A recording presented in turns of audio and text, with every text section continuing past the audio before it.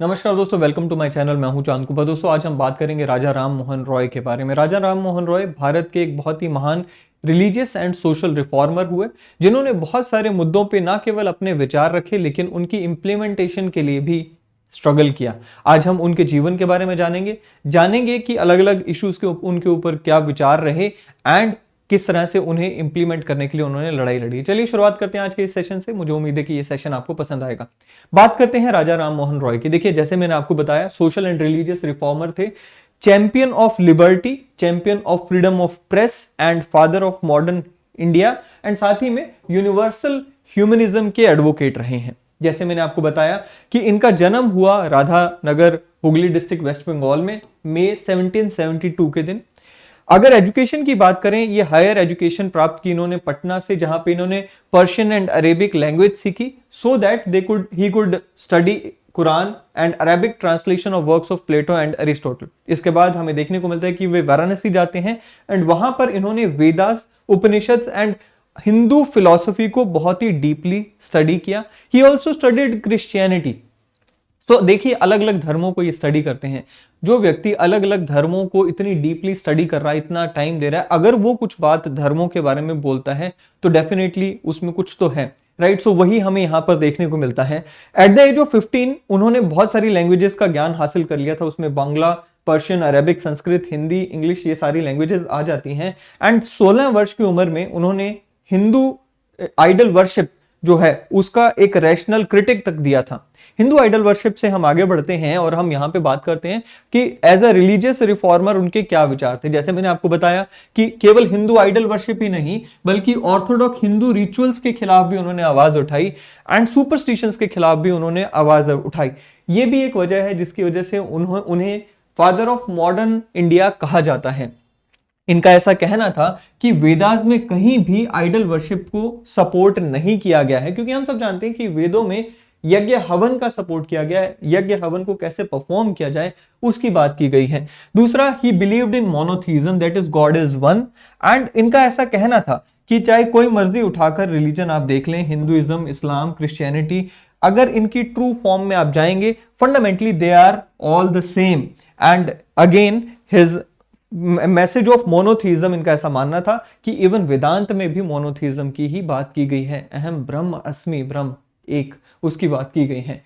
इनका एक वर्क था that is Tuhfat ul Muwahhidin, that is a gift to monotheists. उसमें इन्होंने कहा कि भाई देखिए, अगर आपको existence of super power that is God की एग्जिस्टेंस को समझना है, you don't need to have any individual to give you instructions. ये आप खुद की रियलाइजेशन से भी समझ सकते हैं। यानी कि भगवान को अगर आपको जानना है, किसी और को आपको हेल्प करने की जरूरत नहीं है। It can be done by you yourself, right. He was engaged in controversy with Christian missionaries also. इनकी एक पब्लिकेशन थी that is the percept of Jesus, the guide to peace and happiness.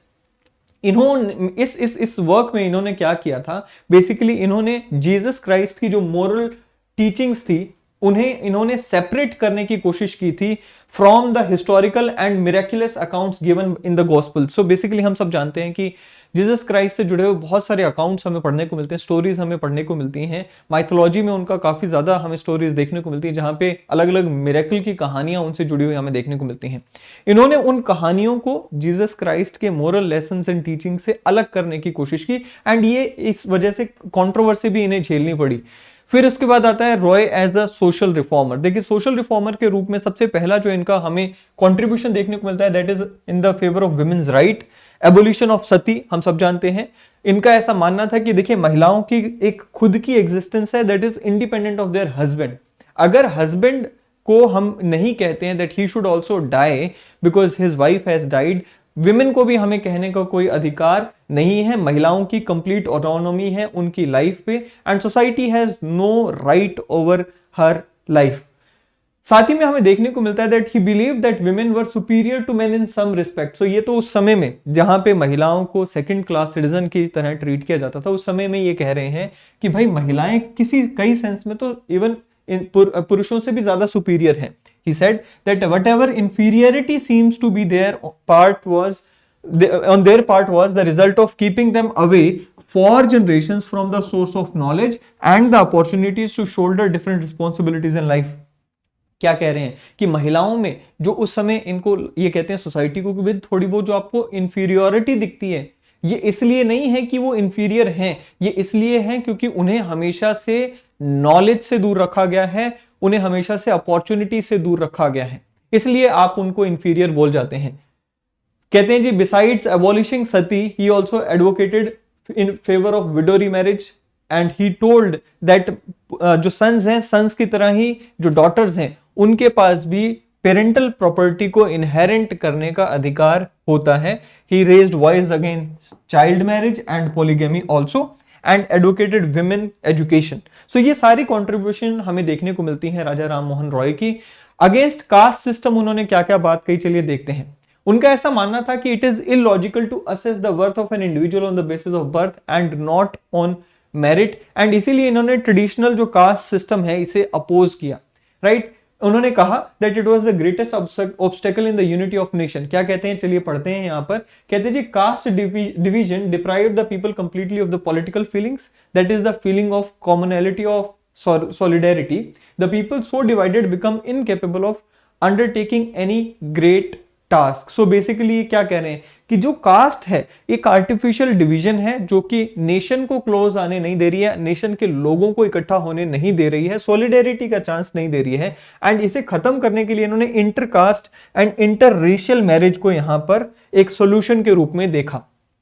इन्होंने कहा that he strongly believe that social reform should precede political reform, and यही चीज हमें देखने को मिलती है Rabindranath Tagore, Mahatma Gandhi, doctor B R Ambedkar के केस में भी।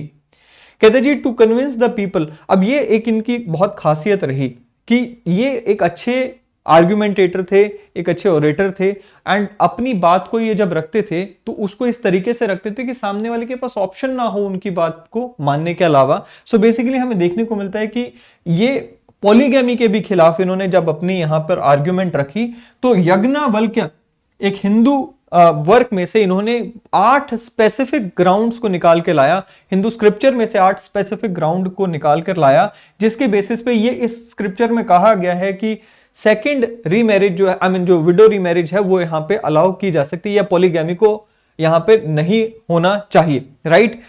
सो ये यहां पर हमें देखने को मिलता है।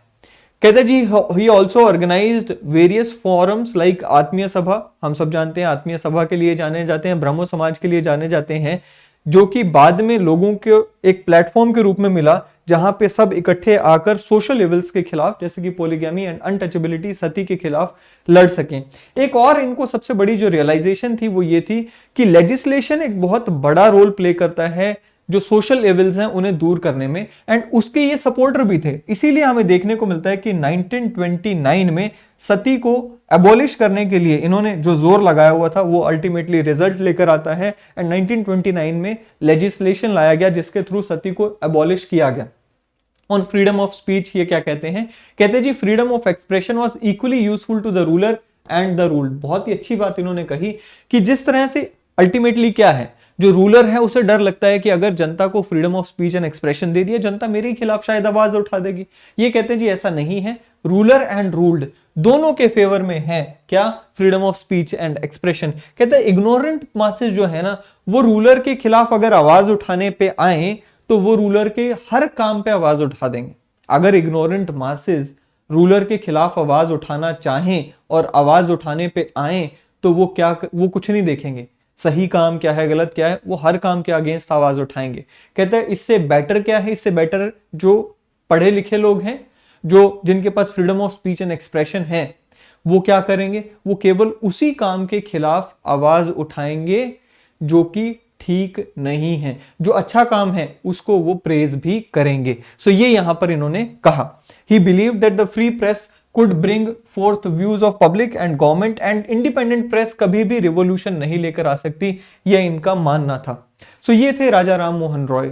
हमने ब्रीफली इनको पढ़ने की कोशिश की, मुझे उम्मीद है कि आपको ये सेशन पसंद आएगा। जितना यूपीएससी के लिए रेलेवेंट है वो मैंने यहाँ पे कवर कराने की कोशिश की।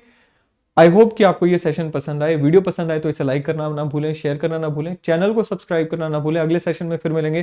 Till then thank you, have a great day ahead.